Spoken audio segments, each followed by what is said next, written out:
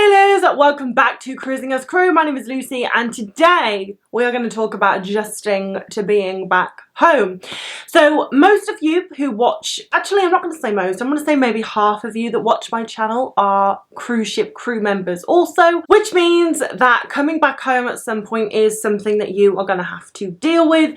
And what I'm going to say in this video is basically just some things that I think will help you when you come back home, because the thing is, when you sign up to go on a cruise ship, you assume that going on the cruise ship is going to be the difficult part, adjusting to living on a ship, fast pace of life, meeting these people, sharing a cabin with a stranger from another world. Like, you know that getting on that cruise ship, there's going to be a huge adjustment period. And this is actually tying back into something I said in my last video, which was it's all about mindset.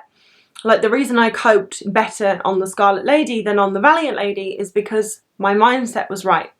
And when you go onto a cruise ship, your mindset is right because you know that there's going to be a huge adjustment. But when you come back home off your cruise ship contract, you're not ready for a big adjustment because you just assume, yeah, well, I'm going back home and I've lived at home for years and I know my family and I know my friends and I know that environment, so of course there's not going to be a huge adjustment period.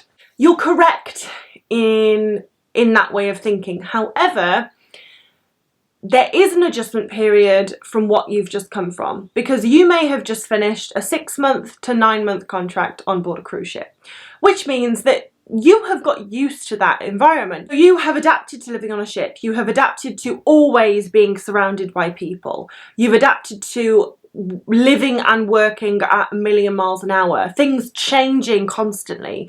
You're in a new place every single day. Basically, there is so much stimulation from everywhere. You actually don't have a lot of time to just sit with your thoughts. So yes, you come back home and you come back to a house that you probably are familiar with, family, friends that you are familiar with, but the pace of life is literally from 100 to 0, and that is the hardest thing to adjust to. It's, you go from having no time to think to having too much time to think, no time to do the things you want to do, and nothing but time to do the things that you want to do, because most people, when they come off the cruise ship, they don't work. You know, like me, I'm going to have a few months off, and because I have just worked every day for the last God knows how many months, I'm not going to have a job while I come home. I mean, technically this is a job, but you know what I mean. And that's lovely and it's needed, but it is really strange. I come back home and when I have dinner with my family, I'm still eating at 100 miles an hour and they're like, you can slow down, you don't have to be anywhere. If I drink a coffee, I'm chugging it down my neck because that's what I used to do, you know, before I would go to work on a sea day. You run to the mess, you get a coffee and you drink it as fast as you can before you get to work.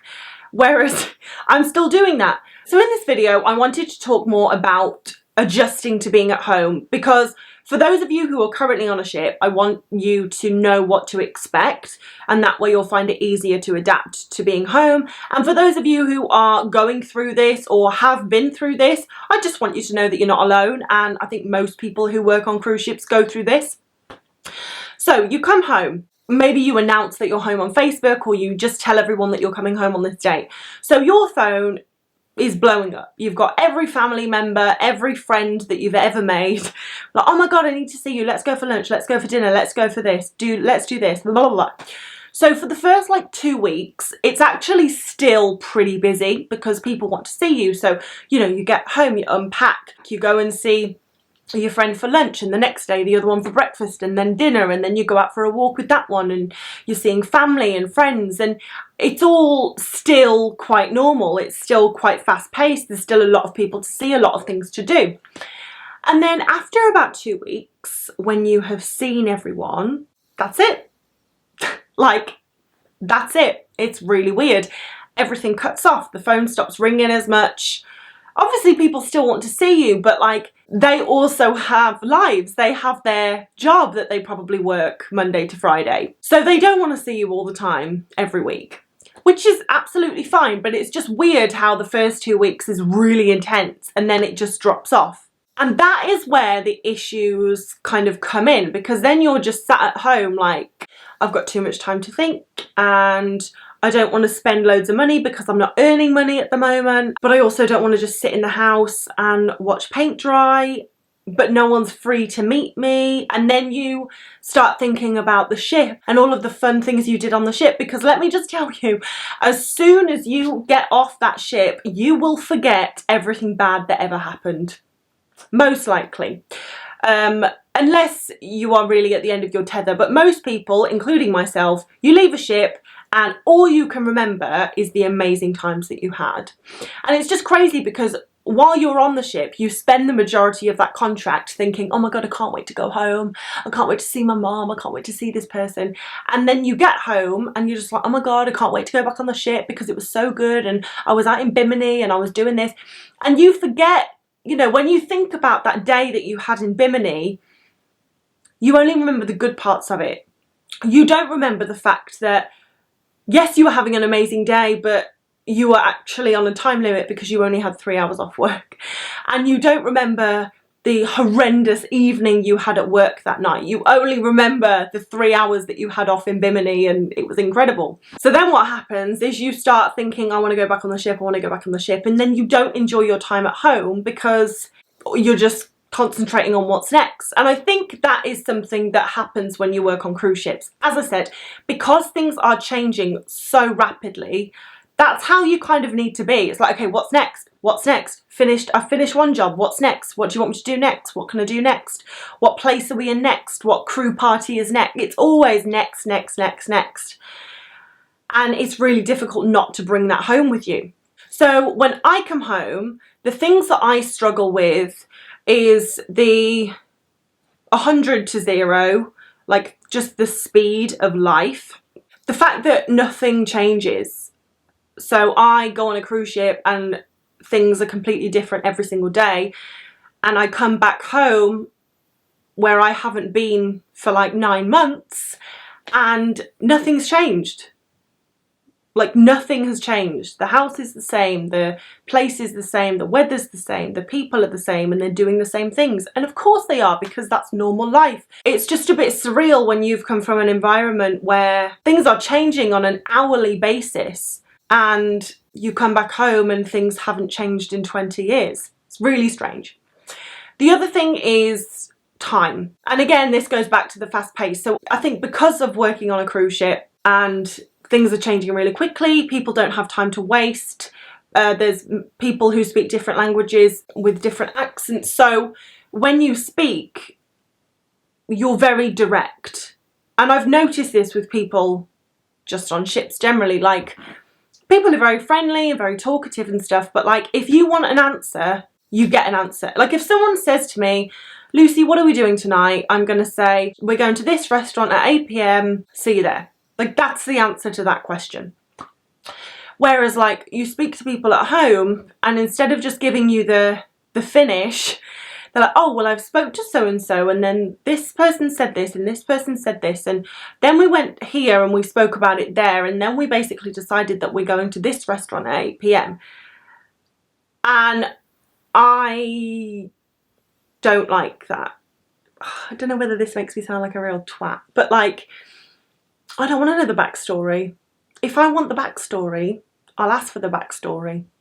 But I didn't ask for the backstory. I want the answer. But this is a very common thing because obviously when you live on land, I mean, I'm from a small town, so I think that maybe has a lot to do with it as well because it is a slower pace of life. I'm sure it's very different if you talk to someone who worked in London to someone who is in my small town. But like there's no rush, which is lovely, which is absolutely wonderful. However, it's a really strange adjustment coming from somewhere where there is this underlying rush all the time. And now you just have all the time in the world. Very, very weird, but lovely, but takes time to adjust to.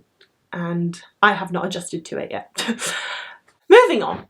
So obviously, if you've just finished a cruise ship contract, it means you have been on a schedule and you have had a routine, quite a strict routine for the past God knows how many months. What you want to do is come home and just not have a routine, not have any time limits, and just lie down and never get back up. But this is really not a great strategy. And it's not a strategy, it's just what you feel like doing. But this is actually going to lead to more issues down the line because of that, like 100 to 0. You need to kind of work down to 0. I know, it's weird. So as I said, a lot of people, they come home, they have 2 weeks of seeing everyone, it's really hectic, and then nothing. Bam, we are down to 0, and it's like, oh my God, it's awful. So what I would recommend doing is saying you're going to be home maybe 4 or 5 days after you're actually home, because it does take time to adjust. You know, you have to come home, you have to unpack your bags, you have to get used to your surroundings again, wash everything, and you do need a few days to do that and to just kind of come back to. And especially if there's jet lag involved, like if you're flying from Miami to England, there's jet lag, so you need to give yourself time to get used to that. So firstly, say you're going to be home a little bit later than you're actually home. And then when you've, done everything, you've got settled, then you can start messaging people and seeing when they are free to meet up.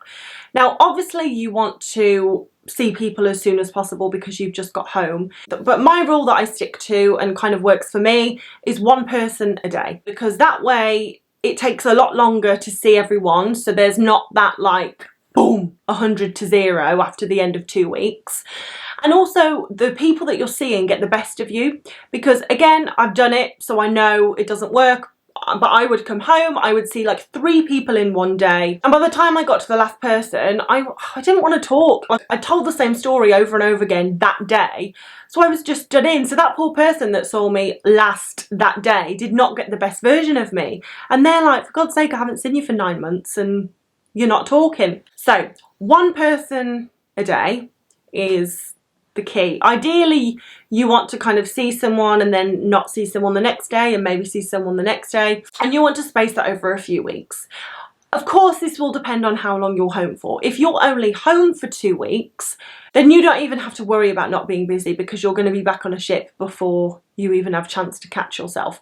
But if you are home for like 6 weeks or more, then yeah, this is something that you want to do. You want to see people gradually. Now, something else that helps me is having a list of things that I want to do. And obviously I'm on vacation, I'm not working, so this is stuff that I just want to do. So I want to watch The Cruise, which was the documentary that was on about Virgin Voyages while I'm home. I want to watch House of Dragons. I want to rewatch Friends. I don't really watch telly when I'm on the ship.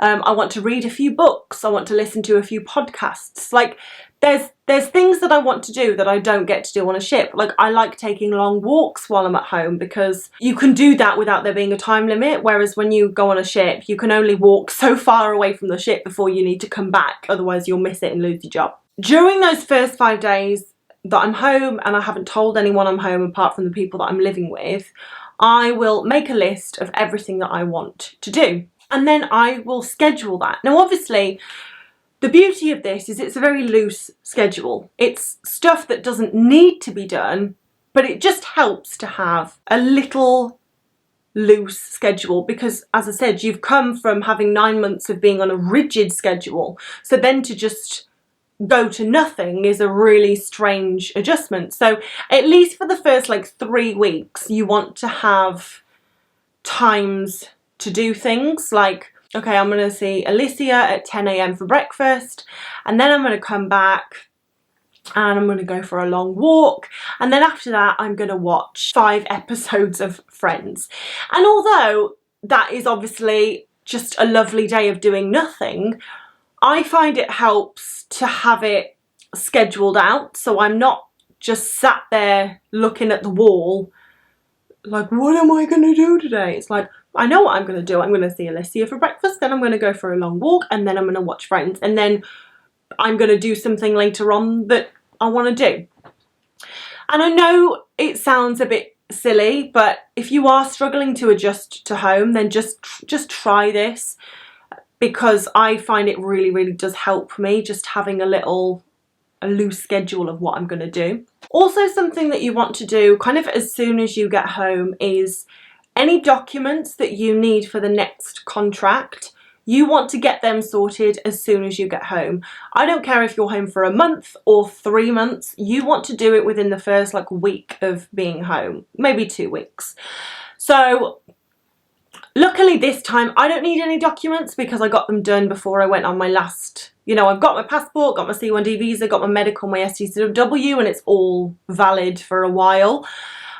But I do know people who kind of come home, they do have stuff to do, like they do have to renew their medical and they do have to renew their STCW, but they leave it till like the last month because they're like, oh well, it's fine. But what they don't account for is the fact that although it only takes 2 days to maybe get the medical or the STCW qualification, to actually get the results or the certificates sent back to you in the post can sometimes take 6 weeks. And if you get this done at the beginning of your vacation and you're home for 2 months, you know pretty much that those results or certificates are going to come in that time, so you can just sit back and wait for them. Whereas if you don't do the thing until the end of your vacation, you're going to be stressing about like, oh my god, is it going to come on time for my next contract, or am I going to have to push things back? Or so if you have any paperwork to get it as soon as you get home. And also, like, when you first get home from your cruise ship contract, you're still in that fast-paced, get shit done mindset. And it's a lot easier to just go off the momentum from that than to have to, I guess, wind down and then pick yourself back up to start getting stuff done. So if there's anything that you really need to get done, just do it as soon as you get home while you're still in that motivated headspace. The same with setting up your next contract. So a lot of people know their next contract before they even leave their last. However, there's a lot of people that go on vacation not knowing what the plan is for the next ship. Like me, I know roughly when I'm going to go back because I've asked for a specific amount of time, but I don't know where I'm going, which is scary and which is rubbish because, you know, we all like to know what's going on. So within your first few weeks of your vacation, you want to get that sorted, you want to get that in paper, you want to get your contract through, because I personally enjoy my enjoy my vacation more when I know what the end date is, because I'm like, okay, I know that I have 10 weeks to make the most of, to go on those long walks, to get drunk without worrying about a drinking limit, to reconnect with all of my friends, to watch the stupid TV series that I like to watch, to listen to those podcasts. I know that I have 10 weeks to get that shit done before I join my next contract. Whereas, like anything, if you don't have an end date, you don't appreciate the time as much. So I would try and find out your next contract as soon as you can after getting home. And again, you're still in that motivated mindset and you're still used to dealing with the head office because you've just come off the ship. So again, it's just a lot easier to get it done while you're still in that mind space than wait until you're feeling lazy and then have to do it. Because like the longer you're on vacation and not working, you get more used to not doing things. And you know, there's no truer saying than the less you do, the less you want to do. And it's really hard to pick yourself up and dust yourself off when you're in that space. And then a lot of people have asked me how long is a good amount of time to be at home for. This is a really personal decision. I mean, I've got a friend who has 3 weeks at home and he is more than happy with 3 weeks at home in between contracts. I am probably going to have about 6 weeks at home, which is good for me. Like, I'm happy with that. It might be longer, it might be shorter, but that amount of time is good. It's not really enough time to get really bored or spend all the money that I've saved, but it's enough time to reconnect with my friends, get everything done that I need to get done. I personally love being at home. You know, I love my family, I love my friends. So I had 3 months off between Scarlet and Valiant, which obviously was not planned. I ended up getting COVID, so I couldn't go to Valiant when I was scheduled to go, which is why it was 3 months. But I was happy to have 3 months at home. Like, that was lovely, and when I went to Valiant, I was very, very well rested. So it is just something that you are going to have to figure out for yourself, I'm afraid. But I think you definitely need a month. Definitely need a month, because as I said, it takes about a week to get used to being at home, and then depending on how many people you know, depending on how big your family is, all of that, you might need 3 weeks to see people. Depending, I mean, do you need to get a medical done? Do you need to get an STCW? Like, that stuff takes time. So it really depends on who you know, whether you like being at home, if you've got paperwork to get. But yeah, for me, about 6 weeks to 2 months is like the sweet spot. It's a good amount of time. But anyway, guys, that is it for this video. I think I have rambled on about adjusting to home long enough. If you have any questions about this, please leave them in the comments down below, or you can message me over on Instagram at CruisingAsCrew. But I hope you have a wonderful rest of the day, whatever you decide to do. And as always, I'll see you in the next video, guys. Bye.